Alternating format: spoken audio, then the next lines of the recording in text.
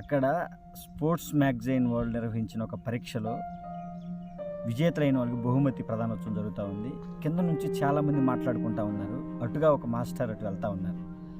ఈ అబ్బాయి అదృష్టవంతుడు. లక్షల మంది పాల్గొనే ఈ పోటీల్లో ఈ అబ్బాయికి ప్రైజ్ రావటం చాలా మామూలు విషయం కాదు. ఎంతో అదృష్టం ఉంటేనే ఇలా వస్తుందని చెప్పేసి రకరకాలుగా మాట్లాడుకుంటున్నారు. అదంతా గమనిస్తున్న మాస్టర్ కార్యక్రమం అయిపోయిన తర్వాత ఆ అబ్బాయిని పిలిచి, ఏ అబ్బాయి నీకు ఎప్పటి నుంచి ఈ పత్రిక చదువుతున్నావు అని అడిగాడు.